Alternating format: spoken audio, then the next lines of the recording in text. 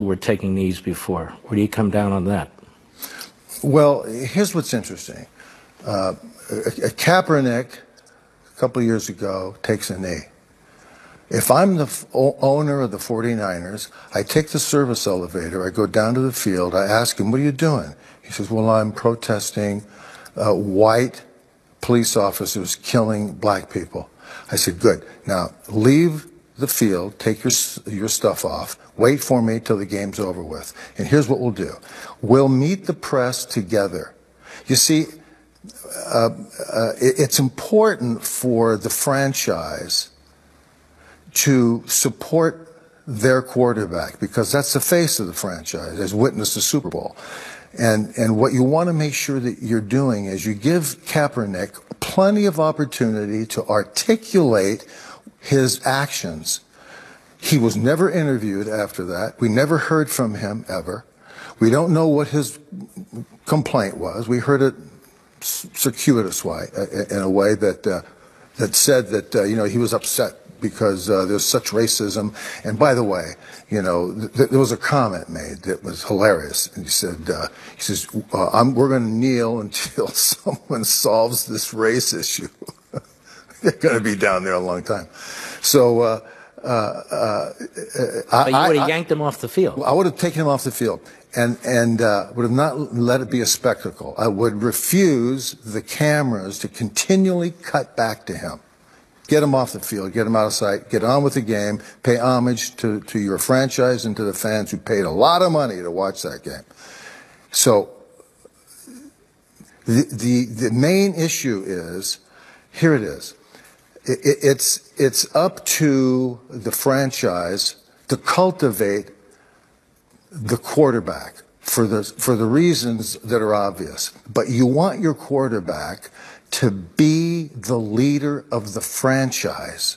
You want him to be the titular head of the franchise. And therefore, I want my quarterback to be able to articulate specifically what he wants. But not on the field. Not on the field. That's a football game. Let's go and face the press. You think he after would have the said game. That's okay? I don't know. Off the Who field? the hell knows? I think the reason he's not in football, Kaepernick is not in football, is because the league realizes he's not a leader. He didn't handle that thing worth the darn, And I felt sorry for the guy, honestly, because he's troubled by something. I wanted to hear from him. I wanted to have the organization be in control of the situation. And I just want to be clear. But you're saying there's a place and time for everything. You can do it, but not on the football field. Well, of course. Okay, yeah. because you'll lose the fans. If I'm the owner, I'm going to say, Colin, how can I help you? What is it you want to say? Let's go in this room. And the press will be back to you. Have many people you wanted to talk about this. Talk about it and articulate it. He couldn't do that. All right, when we come back, I want to talk about how you got into acting, and then I want to talk about, have you always been a conservative? What does that mean to you? How do you think the president's doing? But before we do, ladies and gentlemen, I just want to remind you to check us out on Levin TV most weeknights. On Levin TV, just go to blazetv.com/mark to sign up. blazetv.com/mark. Or give us a call at 844-LEVIN-TV, 844-LEVIN-TV. We'll be right back. Fred Dreyer, you're conservative. I want to get into that. But first, I'm curious. You make the transition from football, where you're a great football player, to acting. And you have this long-running series, 7 years, Hunter. I used to watch that show. I love that show. It was one of my favorite shows. Oh, thank you. How did you get into that? Well, look, I was drafted by the Giants in '69, coming out of San Diego State, and it doesn't take very long to realize you can't play that sport too long. But you played 13 years. I played 13. I always joke that I played 12 too many. 12 too many. But it's true. And so once you get absorbed in it and you become proficient at it, then it's like, well, what's next? I've always been a fan of movies. One of the incidents that occurred, we were playing the Jets in Shea Stadium in '74, and we flew back to L.A., and I got home very late. and I couldn't sleep, so I turned the TV on, and there it was, Gene Hackman, and I Never Sang for My Father. And I like Gene Hackman, so I said, oh, I'll give this a look. And I said, you know, why do I like that guy? What's he doing? More importantly, what isn't he doing? I was curious about the craft of acting. I had to know what it was like, so I became curious because of that. And then I started to get into it, and I found an acting coach in Nina Foch, who became great friends. She mentored me, and it was what was great about my transition was I was still able to earn a living playing football while I was actually making the transition out of that culture into acting. And it worked out great for me. So when I left the Rams in '81 and I went out on my own, it was a daunting fact. I remember driving up the 405 freeway up to Hollywood to read for a show, and I realized, geez, this is it. You know, I mean, this is going to be my life now. Driving up, reading for stuff, trying to get jobs. And it was exciting, but yet it was very intimidating. So I had a good acting coach. I was prepared, and it was exciting. It was new, and I got lucky. And I got a couple of shows. I made friends with the network. The network said, "Yeah, we're going to try to find something for you."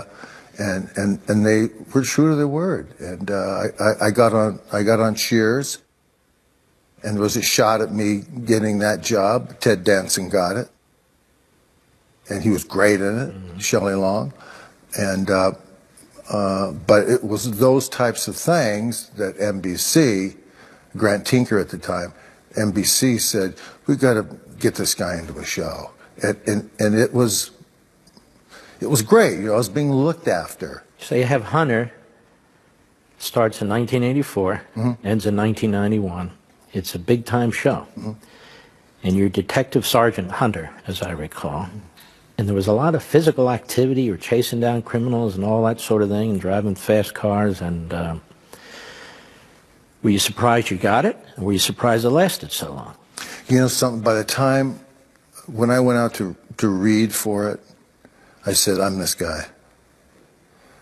And knowing it, it's just a matter of fact, if they see it or not.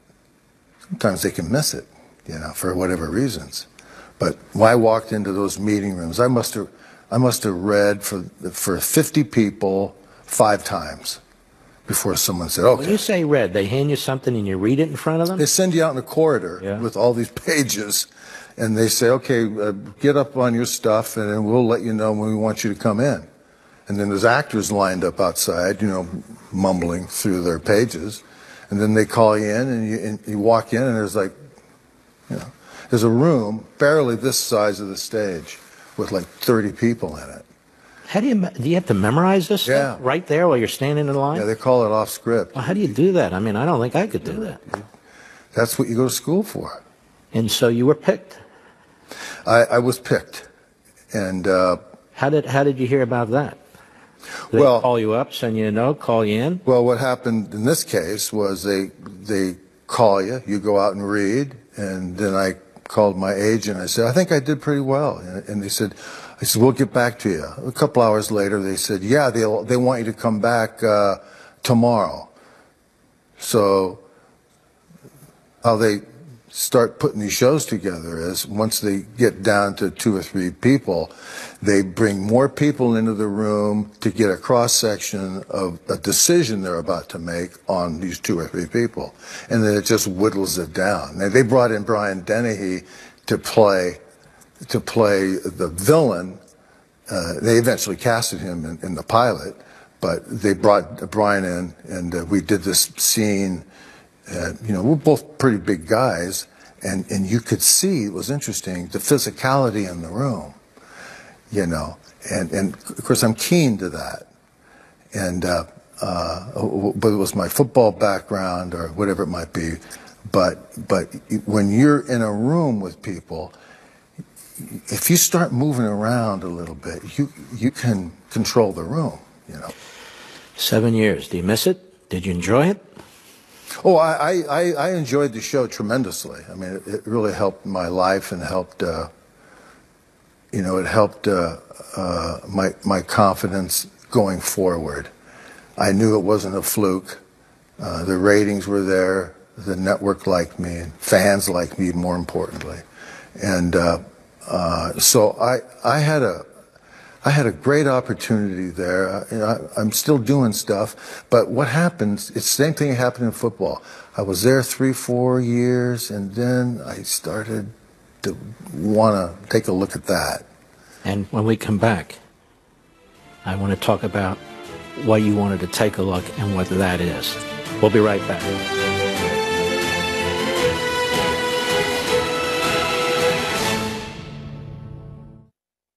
Ameriprise wants to know what's important to you. Saving for Ava's college. Being able to retire on our terms. Taking care of Dad. Why Ameriprise Financial? Live from America's News headquarters, I'm John Scott. New details are emerging about yesterday's deadly workplace shooting outside Chicago. Police say 45-year-old Gary Martin opened fire during his termination hearing at the Henry Pratt Company in Aurora. 5 people were killed, including an intern. He was killed by police. Investigators say Martin was also able to buy a gun despite having a criminal record. He purchased the weapon in 2014 after an initial background check did not catch a felony, but his permit was revoked shortly after a more rigorous check caught it. A massive drug bust in California. Authorities say a total of 221 pounds of cocaine were seized at a Ventura County port within a week of each other last month. The illegal shipments from Central and South America. Investigators say it's the largest bust at the port in 25 years. I'm John Scott. Now back to Life, Liberty, and Levin. Fred Dreyer, football, acting. You're in broadcasting now. But you're conservative, which I want to explore with you. Were you always a conservative? Did you not know you were conservative? When did you decide that you wanted to be more outspoken about it? Well, I've always been conservative. I always interpreted it or defined it as embracing truth and reason. And as I got older, I realized that... By the way, that's Aristotle. Yes. Truth and reason. Very good, very good. So I realized that probably of the political entities, probably the Republican Party is best for me to look to see what they're saying. It wasn't that I was eager to join, to be a part of it. I was very skeptical. I don't like joining stuff. Yeah, I'm with you. I don't want to say I'm a Democrat. I talk to these people all the time. You know, I'm a Democrat. So what? Can you think for yourself? What do you think? Give me your opinion about that. Well, we believe. Forget it. So I thought that the Republican Party might be the best place for me to find a conversation, not to get a Republican badge, you know, to be invited to a, you know, a luau someplace. You know, so I got to the feeling that my interests politically were based on those that believed as I did. I wanted to talk to like-minded people. It's not that you know, I have a political ebb and flow to the things I believe in. It's just that 2 and 2 is 4. It's not 5, and it won't be 5 anytime soon. And so don't ask me to pretend we're going to have a conversation in group therapy with being a Republican. So you decided you were going to be a Republican during Reagan's presidency? It was when Reagan was governor of California. This is when I was in college. This is in 67, 68, right around that. I was attracted to him and the things he said, and the fact that he went to Cal Berkeley one day and got up on the steps of the administration and told these punks to get back to class. You know, once a politician now breaks the wall, of being, talking to me in a stern parental way, I have to now say, hey, oh, wait a minute, I want to hear more about what this guy has to say. And I eventually met him, and Maureen was running for office with Congress in Los Angeles. She invited me to come on down to the rally, so I did, and her dad showed up. He got out of the car and went, God, it's so great to see you. We started talking about the Rams and, all the great games that we played and so forth and so on. And it was great to meet him. But for the most part, you liked him. I really liked him. He was common sense and reasonable, not unlike Trump. I liked Trump initially because he was common sense and reason. He was also a self-made guy. You got to be doing something to put a hole in the ground on Fifth Avenue and put a building up there. I mean, they got helicopters landing on that thing all the time and people coming in and out and all around, and that's only one building. And this guy's made a livelihood out of being able to do that. I don't see any other politician in my lifetime that has those accomplishments. And those qualify him, in my book, as being ready for the office of the presidency. Now, is he crazy? Then that's another thing. Is he rude? That's another conversation. The fact is, I don't care. I had coaches that I didn't like. I had coaches that I used to argue with. I had coaches that were competent and good, and that's the reason I played for them. Not because I liked him or agreed with everything he did or said. Have you ever met him? I've not met him. I will tell you this: I've met Reagan, and I've met Trump. Mm. And while they have different approaches, they both have strong charisma, they both have principles, and they both have courage. And I think that's why so many people who like Reagan, so many like Trump, and see the same thing. I want to pursue this with you a little bit more when we come back. Don't forget, ladies and gentlemen, check out my show most weeknights on Levin TV, Levin TV. You can join us by calling us at 844-LEVIN TV, 844-LEVIN TV, or you can contact us at blazetv.com/Mark, blazetv.com/Mark. We'll be right back. So we were talking about Reagan, Trump, similarities between the two. Obviously, they're their own men. They're different men, different backgrounds, and so I think one of the common denominators is you can tell they really love the country. They're not interested in fundamentally transforming it. President last Tuesday even took on the socialists. He said, not while I'm president, which was really great. Great. And he says things that I think a lot of people out there are thinking, but that politicians don't say, which drives politicians nuts and their media friends nuts. What do you say? Well, look, it's as if he's saying, I've got 8 years to put a building in that hole. I'm going to do it. And I'm not going to tolerate people stopping me. I know what I got to do. That building should be there. I'm putting it up there. And in order to get that building there, you have to be truthful, and you have to have reason and common sense, and you have to be factual. You have a budget, you have a time frame, and this is the job that I've accepted. This is the job that I am going to perform for the people. They elected me to do it. I'm going to do it. My issue with Donald Trump is this. He talked a lot about the swamp. Okay, he's been in office for 2 years. I've not heard any information coming back to us, to me, about what the swamp is, who's in it, what's it look like, what's the shape of it, where can I go to get information on it. Yeah. But here's what I wish he would do. I wish he would get Rudy Giuliani, and he would go down the hall to where Rudy Giuliani put up the dossiers of the 5 families. When he declared the mob families, yeah. When he declared an all-out war on the mafia families of New York, he went out and put them up. And here's what he did. This is my rookie card. Here's the format. My rookie card, there's me, and on the back, all the pertinent information. If he would put up a picture of 535 elected officials with a little bit about each one, how much money have they taken since they've been in office? Who have they taken it from? What is the lineup of how they voted, so forth and so on, and exploited who these people are.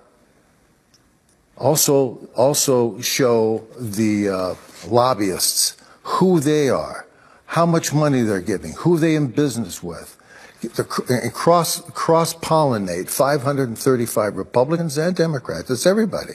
The swamp is Washington. Okay, here's the swamp, and this is crony capitalism. This is the crossbreeding of what has been going on. This is the big business that they hate Trump interrupting. People voted for Trump. They don't like that.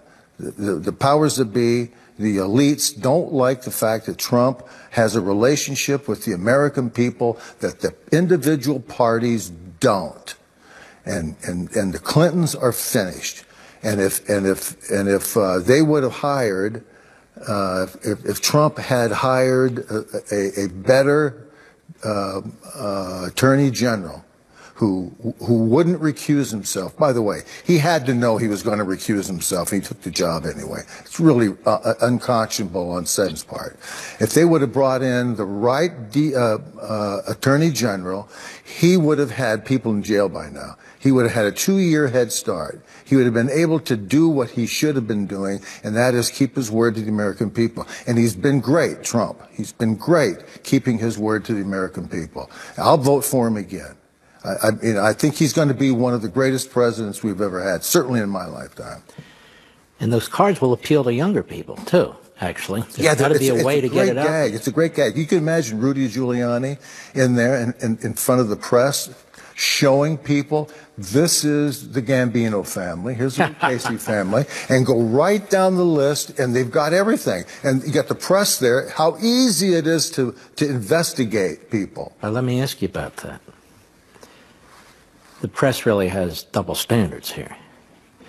Are they going to investigate people who are constantly trying to push Trump out of office? Are they going to investigate people who are constantly attacking the president, want to investigate the president and his family? There's no indication that they do. Look at this thing in Virginia. You have a guy that ran for governor. He'd been the lieutenant governor. He is the governor now. They have this yearbook with this photo with full Klansman suit, another guy's full black face. I mean, it's racist as can be. The Washington Post endorsed him for governor. Meanwhile, you have Kavanaugh. They're going back to, when he was born. What did the nurse say? Did he burp up a certain thing when he was 3 months old and everything? They're looking at his yearbooks. There's no corroboration whatsoever. So you have the media endorsing these Democrats who run for office, treat Kavanaugh and Trump completely differently. I don't see the media, cards or no cards, I don't see the media really doing a heavy-duty investigation of Trump's opponents if they think those opponents are going to be capable of hurting him or bringing him down. Do you? Well, whether that happens or not, the point is he's done the work to put it up on the board. For the rest of us. And anybody can go in that room. The beauty is it's such a great overwhelming visual aid to walk in and say, you want to know about the crony capitalism? Remember, he's talking to us. He's not trying to convince the press of anything. He's not trying to convince the press of anything. He's saying, this is what I found out. Here's the crony capitalism. This is the swamp I've been telling you people about. And here's how it basically works. All right, folks. We'll be right back.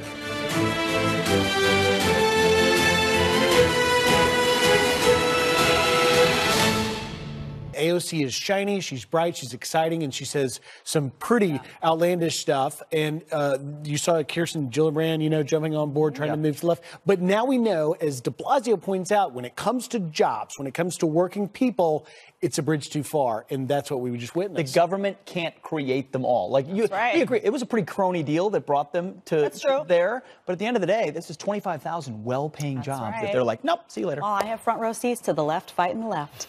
We're going to turn to some headlines. for you now. Roger Stone denying new claims from Robert Mueller's team that he communicated with WikiLeaks. Prosecutors revealing they have new evidence in a court filing. They didn't say what it is. Stone tells Fox News, quote, "There is no such evidence. This is a federal judge issues a gag order for both sides in and outside the courtroom." Stone is charged with obstruction and witness tampering. He calls the charges politically motivated. Embattled Virginia Governor Ralph Northam set to kick off what he calls a, quote, reconciliation tour. His first stop will be at Virginia Union University, a historically black college, on Thursday. Northam has been under fire for weeks over racist photos in his yearbook. The governor says he will not resign. California Governor Gavin Newsom is backing a home state colleague in the 2020 presidential race. I'm very enthusiastic about Kamala Harris, and you asked me first, so I'll let you know. I'll be endorsing her candidacy for president. I think the American people could not do better. Big step. The Democratic governor also says he'll serve as a co-chair for her campaign in California. Justice Ruth Bader Ginsburg returns to work for the first time since undergoing cancer surgery. The 85-year-old attended a closed-door conference with other justices. Ginsburg had been working from home after having cancerous nodules removed from her lung in December. It's unclear whether she'll be on the bench when the court returns from recess next week. And those are your headlines. Us. All right, thanks for coming to us. Pete, I'm getting my jacket on. Come with me. I'm getting set up. All right, spring is right around the corner, which means fishing season will soon be here. And our next guest has the gear and the tips to make sure you are ready. That's right. Here with us, Bass Pro Shops and Cabela's, Luke Snyder. Luke, how you doing? Doing good. Thanks for having us back. Other than fixing my rod fishing tips, what do you got coming up, man? I can't wait for fishing season. Oh, yeah. It's coming right around the corner. Spring Fishing Classic is happening right now. We have activities just like you guys are doing here with the casting buckets for the kiddos. All right. Adults alike. Don't watch. No, so do press not watch. that button to release. It's a Zebco. So these are kind of an older set of rod and reel. On that note, you can bring these in now until during the Spring Fishing Classic, and they'll give you up to $200 on trading in your old gear on some new stuff. Okay. Which brings me to the point, the new stuff, Johnny Morris, our founder, these are his rod and reel combos. Right now, for the combo, you can get it for under $250. So you trade in an old set, you dang near buy the thing. That's amazing. And but when I go into the store, I have not done one successful cast. I blame the rod for that. Will you teach us how to fish? Absolutely. So the good thing about Bass Pro Cabela is our outfitters in each department you go to. If you go to the fishing department, they eat, breathe, and fish. Sleep fishing. That's what they do. A lot of our guys in Missouri are on the Missouri State Fishing Team, so they're going to know firsthand knowledge of what they're using, what works. So yeah, it's just going to be a great experience. And real quick, before we run out of time, just because our viewers are wondering what you're wearing. So this is a new life jacket from Cabela's. It deploys once you submerge in water. So I'm wearing it over my rain jacket. Rain's not going to make this inflate. You have to fully submerge in water. So there's no excuse not to wear one. This is virtually, you don't even feel it's on. Right there. Or you can pull it like the airplane, you know, they do it. And fishing kayaks. Obviously, you can put a depth finder on it. These are fully wired to do all kinds of electronics. So, a fully wired kayak. That's right. Spend some serious time out on the water in that thing. That's right. But we're going on till March 3rd. You know, we're going to have all kinds of stuff getting geared up for fishing it. Store-wide, Cabela's and Bass Pro. All of our outfitters are just waiting to help. Anybody, I mean, all of our guys that fish all the time, they know about this deal. But somebody who's just kind of looking to get into the outdoors for the first time, come see us. We're all about that passion. You know who's looking to do that? Is Jedediah. Bass Pro. Wait, Luke, are we friends? Are we friends? Yeah. All right. What do we think? I couldn't get it. I was going to try. Maybe he had a rig. I've had that go off before, but yeah. So I'm going to have to come out there and try it out. All right, we will. Jedediah, out to you. Sorry. Thank you, guys. The hashtag fake emergency now trending as Democrats keep dismissing the crisis at the border. Simply no emergency there. Unquestionably not a national emergency. All hands on deck to refuse this president. Well, Michael Knowles says Democrats are just ignoring the facts. He joins us next. And Rick is live in Daytona Beach, Florida, where he's gearing up for the Daytona 500. Rick? Jedediah, the official pace car of the Daytona 500 this year. Democrats dismissing the crisis at the border. First of all, it's not an emergency, what's happening at the border. It's just simply no emergency there. Unquestionably not a national emergency. All hands on deck to refuse this president these fake emergency powers. The hashtag fake emergency even trending online. But with nearly 400,000 apprehensions at the border in fiscal year 2018, are they ignoring the facts? Here to react is host of the Michael Knowles Show, the man, Michael Knowles. Michael, thanks for being here this morning. So the Democrats declare this. You know, you saw the Rose Garden press conference yesterday pointing to angel moms, yet they say this is a fake emergency. Your take? The real emergency for Democrats is going to be when we cut off their illegal flow of future voters. This, of course, qualifies. We have 400,000 people apprehended crossing our border each year. Those are just the people we can't